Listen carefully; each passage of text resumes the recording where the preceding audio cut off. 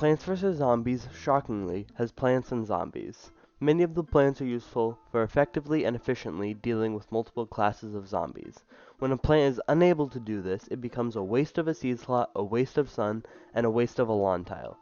There's a plant that's exactly that. It was made to deal with only one type of zombie, and isn't even the best option against that zombie. I have a very strong belief that this plant, the split-pea, is the most useless plant in PvZ, for the reasons already listed and for more yet to be discussed. Plants vs. Zombies has far fewer plants compared to its more expansive sequel. With far fewer plants and far fewer levels in the first game, multiple plants have to be more streamlined, often with specific zombies in mind that they are created to counter. An example of this is the umbrella leaf, which was made specifically as a solution to the bungee and catapult zombie, and in a way a similar case with the fume shroom and screen door zombie. But there is one example of this that is truly atrocious, and that is with the split-pea. It is similar to these streamlined plants with the fact that it was meant to counter a specific zombie, but its inclusion actually complicates things more, is pointless, and does the opposite of streamlining. The split-pea's inclusion is extremely unnecessary and becomes an example of what is known as lock and key design. There are quite a few instances of lock and key design, but the split-pea is probably PvZ1's best example of it. Lock and key design is when in video games you're presented with a problem, sometimes a literal lock, and then soon after or before, given the solution. A game that uses lock and key design quite well is classic Zelda.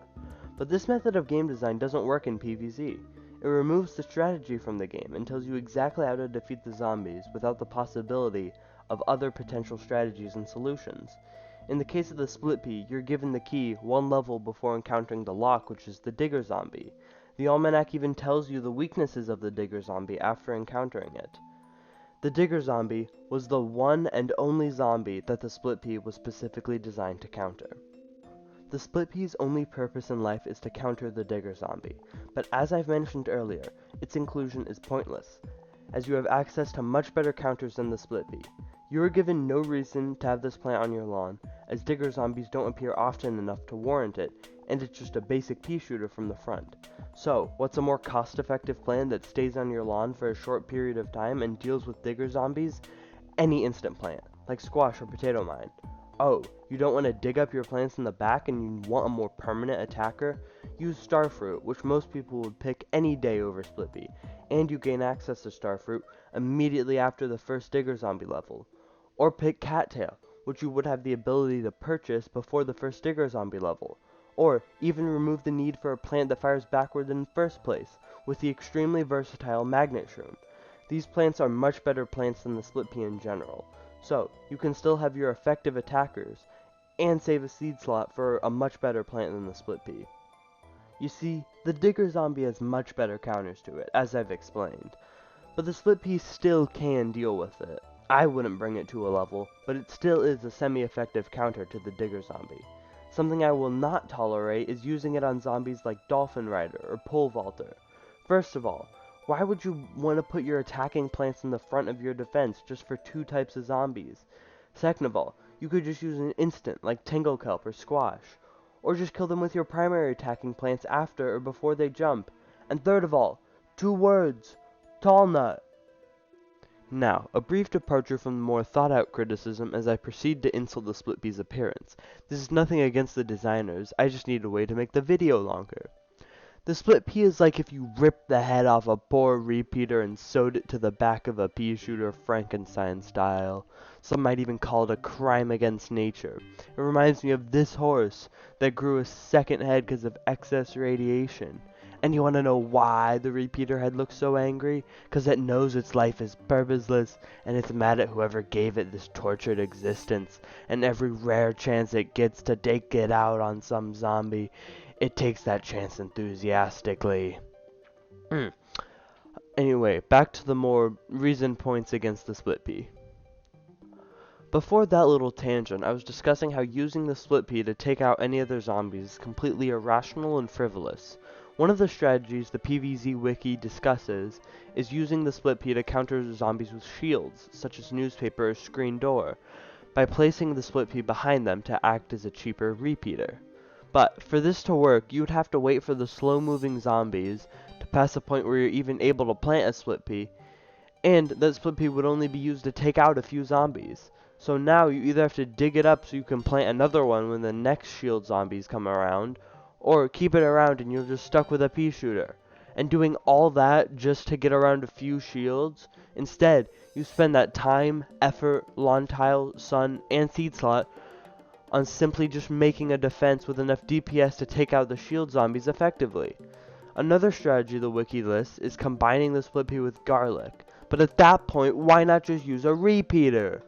As much as I hate these strategies, at least the wiki does acknowledge the Split-Pea's uselessness by describing it with sentences like, generally not worth it to pick up, and Split-Pea is outclassed by other plants that do its job better. These exaggerated and outlandish strategies would never be worth doing in any circumstance, further showing Split-Pea's uselessness. My entire point for this video has been to prove that Split-Pea is the most useless plant in PvZ, but I can't prove that point without showing that the other contenders still have more usage. One I've seen to be considered the most useless is the sea shroom. This makes sense, seeing as pool zombies don't typically appear often enough to warrant such a weak attacker that's not worth keeping around. But it's free, and you can't really go wrong with free. Plus, it'll get a little bit of use out of the game. Another contender for the most useless plant is the gold magnet shroom. See, it has no use gameplay-wise, but is great for farming coins in combination with marigold. Granted, you could just farm coins in the Zen Garden, but that's more of an investment, while the marigold gold magnet shroom combination ends up costing less. Gold shroom isn't a good plant, but at least it doesn't have as many alternatives as the Split-Pea does. Now, moving on to one of the worst plants in the game and their strongest contender to challenge Split-Pea, cactus. If the pea shooter evolved into two separate species, both with useless adaptations, you would get cactus and Split-Pea. Both cost 125 sun, both are unlocked on fog levels, and both are really bad. Cactus's one purpose is to take care of balloon zombies, which can be done better with Blover and once again, Cattail. Cactus, like Split-Pea, seems to not excel in any task or effective counter. So, the problem is our tools are not really currently advanced enough to determine the more useless one. So for the sake of this video, I'll say Split-Pea is more useless, because Cactus has an objectively better design. Now, if you want to ignore everything I've said and you really want to use the Split-Pea, you can't even do that. You unlock it after level 4 or 5, meaning you have access to it for 15 levels out of 50, but you would be misled by that, because 10 of those levels are roof levels, levels where you would not bring a pea shooter plant. On those levels, there are 3 previously unmentioned zombies that Split-Pea has the potential to counter: Bungee, Ladder, and Pogo. 2 of these can be taken care of by the incredible Magnet Shroom, and the other can be taken care of with the Umbrella Leaf, which obviously has more use than any pea shooter on roof levels. I even made a spreadsheet that visually shows all this. Now that I think about it, I don't really need the spreadsheet, but I put the link to it in the description for all those spreadsheet lovers. You would have access to the Split-Pea for more than 5 levels if you replayed the adventure mode, but no one would be doing that just for a chance to use it more. You could technically use it in survival mode, but no, just no. Why would you do that? Okay, to summarize, the Split-Pea was an atrocious example of lock and key design, a method of game design that fails PvZ. It was made to counter the Digger zombie, which has much better alternatives. Every other zombie it has the potential to counter has much better options of plants that anyone with a functioning brain would pick over Split-Pea. It's ugly. It's more useless than even the most useless plants. Using it for any other strategies is frivolous, and if you still really want to use it, you only can for 10% of the game. I hope this means I can declare it as the worst plant in the game. Thank you for enduring this, and hopefully agreeing with me for the most part. A special thank you to Creeps20 for inspiring this video's style and creation.